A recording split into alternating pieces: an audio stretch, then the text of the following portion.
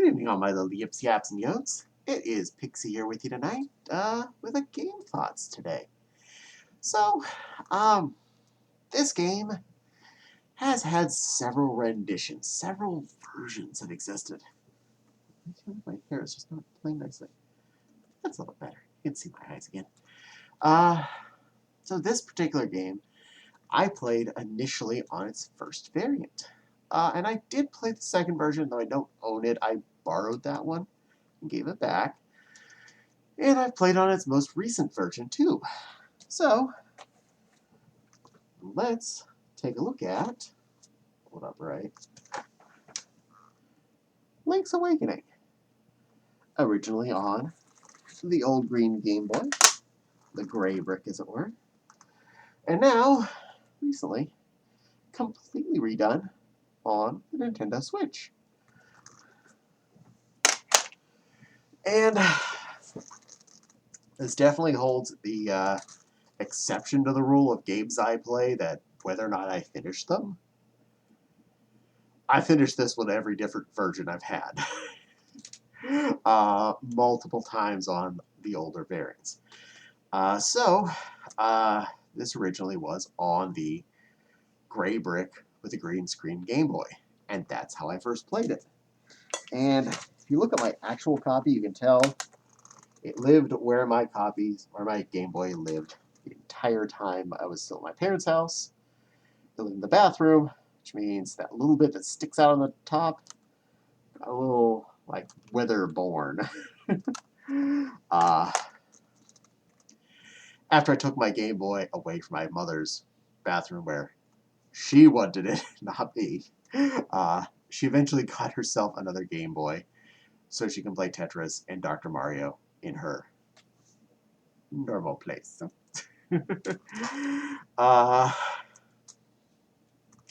So, yes, this game I've had since it came out. I got this pretty close to release. It was one of those, I saw it existed, or I saw it was going to exist, and I was like, I need that now. And I did. Now, it was originally based, as I mentioned many times here, on the old Game Boy, so it wasn't exactly the biggest game, though it was a very pretty game. It was a late model, a late entry in the original Game Boy's life, so similar to Super Mario Land 2 6 Golden Coins, we had good graphics, as good as you could get on, well, 2 colors, and all the grayscale between those. Now, it's a pretty straightforward Zelda game that was made as more or less a side project by the creators of Legend of Zelda: A Link to the Past. The same people who were making that game decided they wanted to see if they could make a game on the Game Boy. And they started on their own before Nintendo actually said, you know what, go ahead, we're gonna fund this. And they would work in their off time on this game. So if any game is really a project of love, this is a project of love. They adapted a lot of the elements and a lot of the capabilities that they'd come to add into the Zelda structure into this very restricted environment. Now, it's short.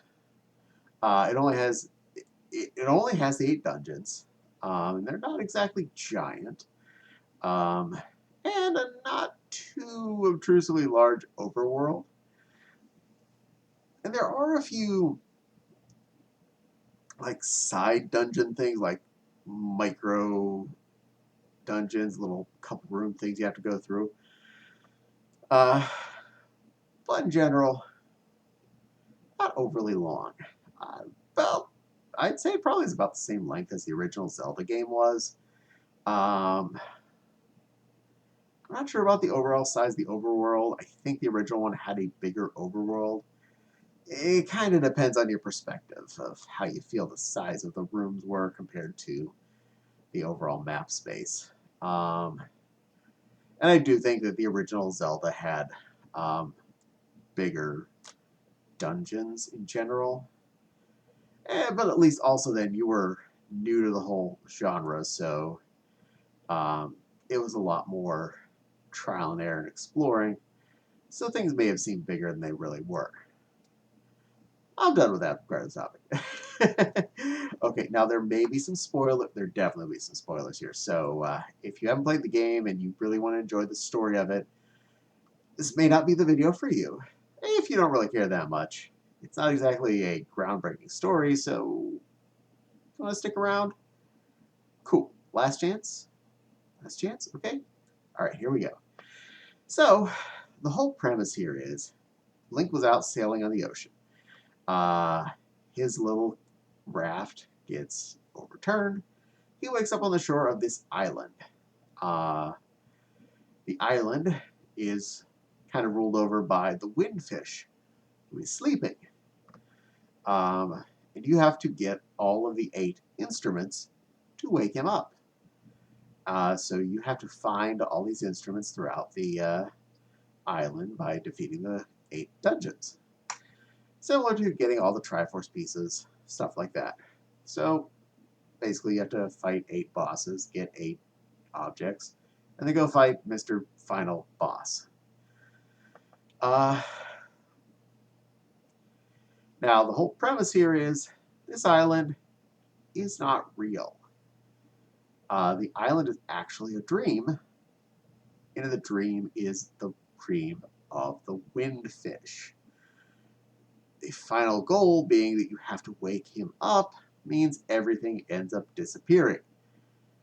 You're not part of the dream.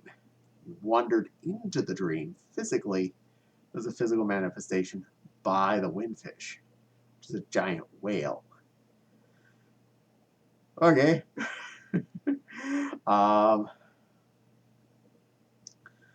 There's a lot of cool characters throughout the areas. There's only one really town in the whole island. There are a few houses here and there elsewise, but more or less there is a single town. And you're kind of guided where you need to go as far as, okay, you should go down to the beach. And there's a thing down there. Okay, that's where you're going to go to get sword. Hey, you should go fight those woods up to the upper left. Okay, go over there.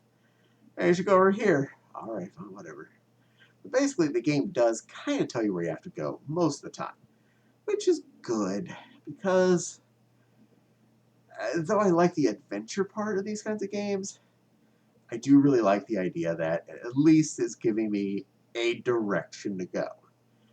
I'll say there are a couple times where I got stuck on dungeons, but that's probably more me or accidental weird glitching than anything else. So the dungeons are all pretty simple. They get harder as you go along. The one that I had the most trouble with initially, it was a tower, a 4-floor tower. And the trick to getting to the final section wasn't 100% clear initially to me. You had to knock out these 4 pillars, which knocks 1 floor out of the tower, and makes it so you can get up to the final section. You have to do it by using this big heavy ball. My first time playing, I got it stuck somewhere. And it will stay there. If you end the game and come back, it's still in that spot. So I was stuck and couldn't get to where the ball was, so I couldn't knock down the pillars, making for a bit more of a hassle. So I had that going against it for just one point. Okay, so no game's perfect. That could have just been me. I could have just found a random glitchy spot that I was able to get the ball to get stuck in. Go me. I found a way to get a game stuck. But I eventually got the ball released, and I was able to knock down the tower, etc., beat the level, beat the whole game. And I've done it several times since then in different platforms, so obviously I figured it out. um, this game, like a lot of Zelda games, introduced a lot of new elements, a lot of new weapons and items that help you around, including, I know the Rock's Feather was the one first introduced here, which gave you the ability to jump. Also, this is the first Zelda game where sword was not a required item equipped, which meant you could go for combos using, say, the feather and the chargy boots, or the bombs and the arrows. You know, you could figure stuff out where you press both buttons at once and something cooler would happen. This was definitely an awesome attribute to add to the game. I loved this. Uh, and it made for an exciting, interesting overall experience. All the bosses were pretty fair, and at least made you have to think before you could just beat them. It wasn't just go up and smack it with your sword most of the time. You had to figure out what to do. Midway bosses were like that too. It actually made you think. I liked that. In fact, all the dungeons at least made you feel smart for figuring out the puzzles. Seeing as how this was after they really worked out A Link to the Past, the Zelda team had really gotten their due together because they were good. They did one of the best Zelda games, period, already. So this is just another step on the ladder. It was nigh on perfect as far as the Zelda game goes. It's really definitely one of my favorites. Obviously, I've played it a ton, and I plan to play it again, especially the newest variant. Um, so it originally came out on the gray Game Boy, um, and it had a lot going on for it. It was a good, solid adventure game to have on the go. And this was right when I still had time that I was in the back of the car for long trips. It was a good time killer. Beautiful. No questions. Um, and it did get a re-release early on. This was after the Game Boy Color came out. They released a second version of it, the DX version. This one had color dungeons. It was the kind of Game Boy Color cartridge that still fit in the original Game Boy, but did have color options if you had a Game Boy Color. And this specifically had a dungeon added on, a bonus dungeon, that was based on whether or not you could see the colors. So it had a reason why you'd want to play it on a Game Boy Color, just to get through that stuff. Really, really a cool add-on. I thought that was a beautiful thing to do to this game. It was the same exact game except for that little add-on. And the nice colorations too. That was actually really sweet. So, that was it for a long time. Fast forward to not too long ago, I think it was sometime this year that the final version here came out on Mr. Switch. Switch. And they took that whole game and recreated it. Now, art styles are, subjective. I'm not necessarily the happiest with the kind of doll figure look that they made everything. Very toyetic is a good way to talk about it, but I can get past that. They changed this game that was originally in badly pixelated green screen to beautiful, full, super duper high definition color environment, which was a big upstep.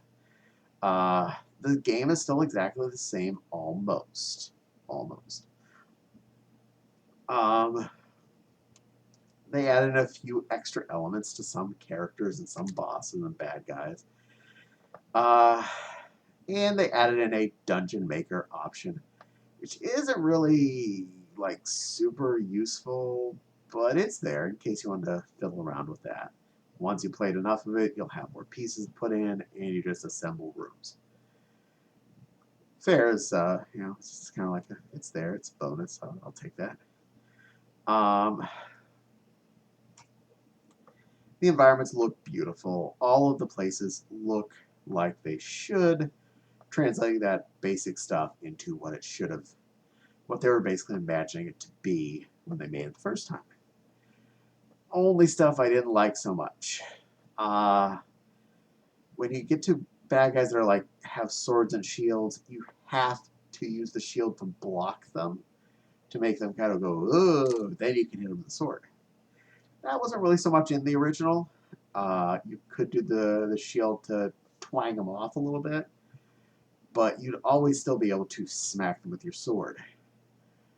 I just found this to be an added inconvenience when I ran away these people, and if I didn't have to kill them, I'd often just run around them because I just didn't want to deal with it.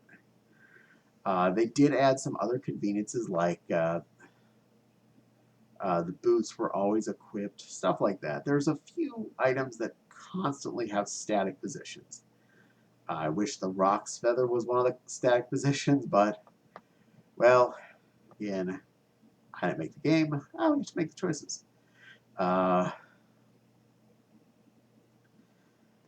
it really was a beautifully redone version. All the bosses, all the mid-bosses, the dungeons, still just as amazing as they originally were. If anything, I'd say they probably cleaned up more potential messes, like how I got the ball stuck in that one dungeon originally. And it just really turned out to be a very smooth, very easy to get back into game. And I sat down and I played all the way through it really quick. Less than a week, I know I killed it again. I don't remember exactly how long. I haven't played it since I finished it the first time, getting on this version. But yeah, it was great. I could definitely see playing it again. And since the Switch is also portable, I could see taking that, going on a trip where I wasn't having to drive the car, and playing the game to and from the wherever. Yeah, overall, was a great game. Continued to be a great game. Still a great game. And you have different ways to enjoy it. You should still be able to get in the store, so on the Switch anyway, I highly recommend it if you have a Switch and you like Zelda type games. This is a hoot. It is not the longest game, but it is a fun and easy to play game. Also, a little bonus, because this was kind of almost a fan project initially by the Nintendo crew that was making it on their own. There are a lot of hidden characters, or not so hidden characters, from Mario titles and whatnot that you'll just run into. There are Goombas in this game. There is Wart from Mario Brothers 2. There is Mr. Right from SimCity. There are so many of these strange. Why are they here? Okay, cool. I got a Goomba. Goomba. I think there's several Goombas in the game. The Chain Chomp. There's actually multiple Chain Chomps. Just one specific is more important than the others. So many good little weird references. So many good tie-ins. Lots of fun stuff to do. You will have yourself a great time. And I can't recommend this one enough if you like this kind of game. So please, if you got a shot, give it a shot. I don't feel you'll be disappointed. I don't even think that's nostalgia goggles looking back at a game that I played back when I was, boy, I would have been middle school, I think, when I got it first. Way long ago. Way too long ago. Anyway, did you play any variant of this game so far? What did you think? Let me know in the comments below. And of course, don't forget to like, comment, subscribe, hit that little dingly bell. You know how I like when you hit the little dingly bell. It lets you know when I make new videos, and it makes YouTube happy when you hit the dingly bell. And that makes me happy, so get to dingling. And my Patreon link is in the description box below. So if y'all want to be good little yips, yaps, and yahoos out there, this coyote definitely appreciates everything you do, and just watching me is all that's important. If you feel like donating and running into my Patreon, that is cool too. I really appreciate every penny spent on me. I use it all to better the channel, but more importantly, I really appreciate you having watched this, and share it with your friends if possible. So, for now, I want to thank you all for spending your little bit of time here with me, and I hope you have a pink rest of your day. Yeah, that's a good one. Yeah, pink fluffy rest of your day. Bye-bye, kids.